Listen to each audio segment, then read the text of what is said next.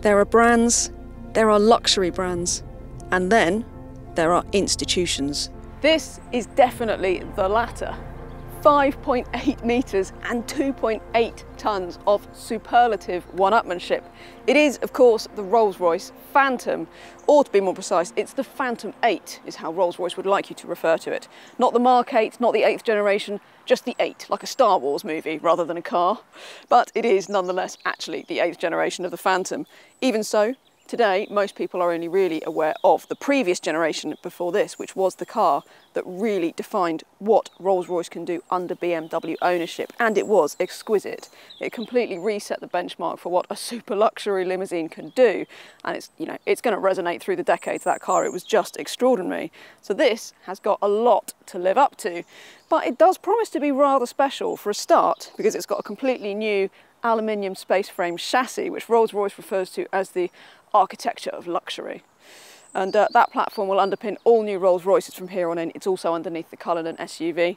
And it is rated to take electric motors, so it's definitely future-proof as well. So there you have it. This car has got so much to prove. And interestingly, it is also likely to be the car that's going to actually further remove Rolls-Royce from its parent company, BMW. The way that the Phantom 8 drives is critically important then, but before we get to that, don't forget to subscribe to the CarGurus UK YouTube channel and turn on your notifications so that you don't miss any of our videos.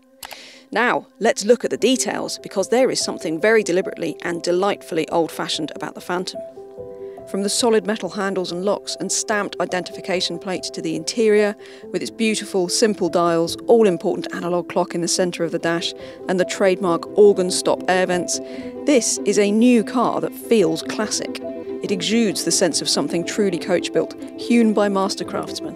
Which it is, even if it is also produced in England using cutting-edge technology and, as you'd expect, features every modern technology inside too. That tech is always there, actually. It really does kind of enhance everything about the car, but it is always classy.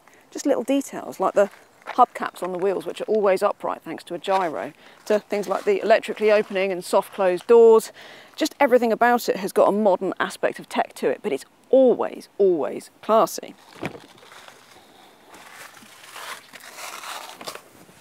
Really, it's in the back seats where the Phantom makes its biggest statement, because of course that's where most owners are going to spend most of their time.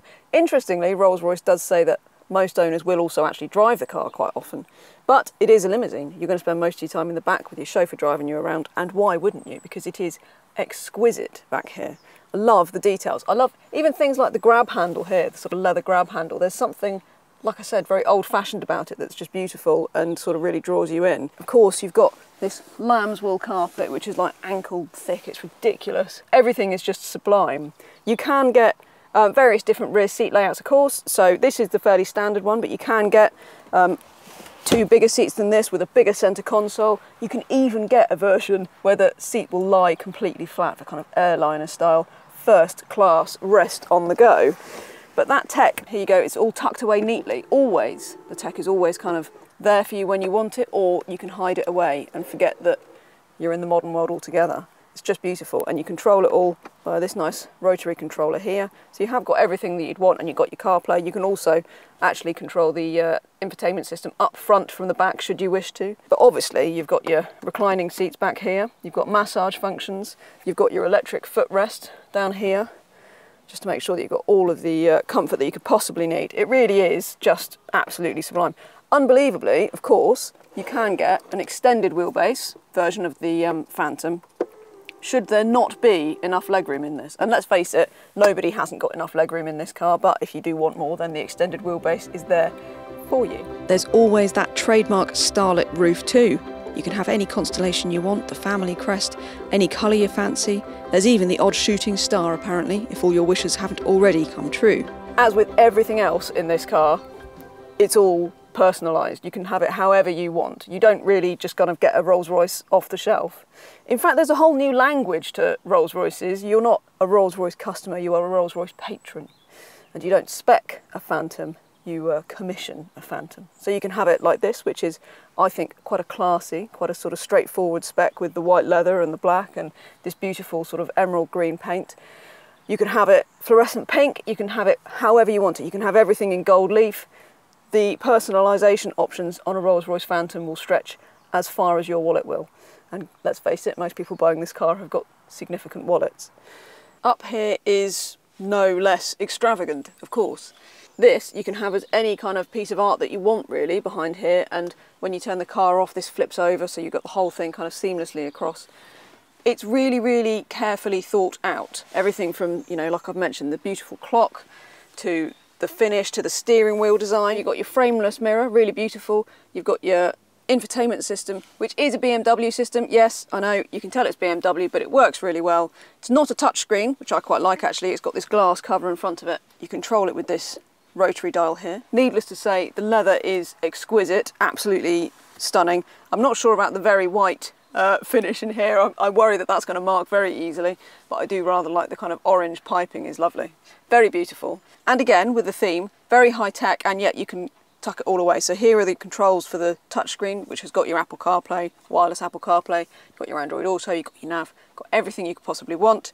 But then tuck it all away and there you go, it's all gone. You've even got wireless phone charging in here, should you want, which is a nice touch. Or you've got a nice tray in there, which is perfect for your phone or your cigars, whichever you prefer. And the sound system is just extraordinary. So it's 18 speakers. The car itself, the actual body in white, is also part of that sound system. So there's actually sort of, you know, there's resonance chambers in the sills of this car, and the footwells and everything are designed to help with the bass. They've benchmarked it against studio sound quality rather than other mere automotive audio systems, which I think is kind of a trademark of this car, isn't it? They're not comparing it to other cars, they're comparing it to everything else you find in life that is the best quality. It's a Rolls-Royce Phantom, the highest of expectations, and yet it meets them, and then some, really.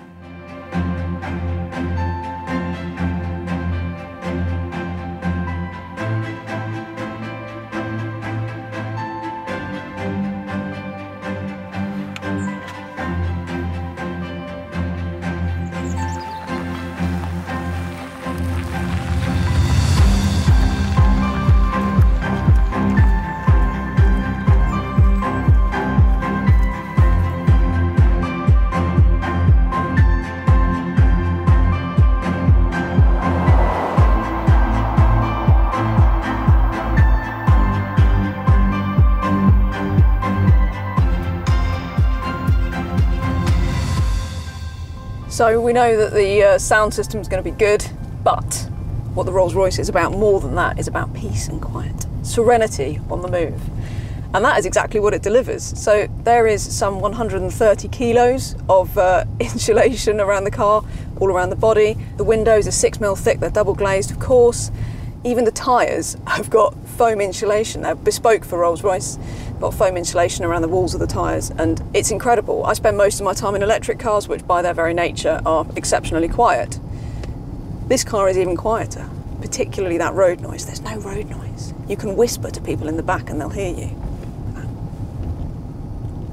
It's just wonderful. That is exactly what you want of the Phantom. More than that, you want it to drive with that same sort of serenity, and it does that. The ride comfort is so critical on this car, and it's got this beautiful loping gate. You feel the body move about. It's full air suspension, all-round adaptive dampers. It's also got a camera on the front of the car which reads the road and adjusts the dampers appropriately to what the car sees is coming. And it really works. At high speed in particular, it's so smooth. It's really wonderful. It is just such a sumptuous, sort of extravagant car to drive, but it's not difficult to drive. The steering's really light, it's got a really beautiful fluid, very predictable build as you kind of go around corners. Everything about it feels very stately, exactly as you'd expect. Even if you're around town, if you're in London, this kind of thing, where lots of these I'm sure are going to see a lot of use, you can actually wield this thing quite easily. It's so monumentally huge, it just isn't great on some UK roads, of course, but once you've got used to the way that you sort of steer the nose of the car, it's like you need a rudder rather than a steering wheel. It's it's such a long thing. If I have any criticisms, I have to say that ride comfort, sublime 99% of the time, but at low speeds, sometimes there's just a tiny shiver from the rear axle in particular. You just get it kind of going through the car, and I think there's just that tiny room for improvement there. More than that, I think the fact that this screen flips away like it can is a real boon. I think every modern car should have an easy ability to turn the screen off, either make it go dark or make the screen go away. I think that's really important, and it needs to be looked at. And I want a button here to make it easier to do in the Rolls-Royce. I like the fact that it does it, I don't want to go through all the sub-menus in the infotainment system to make it happen. Plus, when that's away, I can focus more on these dials, which I've already mentioned and which I just adore. I would have them in my house, happily. Now, I haven't even mentioned the engine yet. Ah yes, the engine. A 6.75 litre V12 twin-turbo behemoth with 563 brake horsepower and 664 foot-pounds of torque. Yes, its strength is in its silence, its lack of vibration and the silky smoothness that it delivers, but if you want it, the Phantom really does have acceleration that's not far off the Ford Focus RS. 5.5 seconds to 62 miles an hour. It shifts. It's really quite entertaining to drive with a bit of urgency. Even through fast direction changes, this thing keeps its body surprisingly level. Just an amazing feat given how much it weighs. But it's like having a rave at Blenheim Palace or something, isn't it? It's just so incongruous to even think about driving this car in a spirited fashion. You might hold a rave at Blenheim Palace, but you'd be worried about the silverware all the time. And I love the power reserve, of course, the classic power reserve, so that you know how much you've got left to use.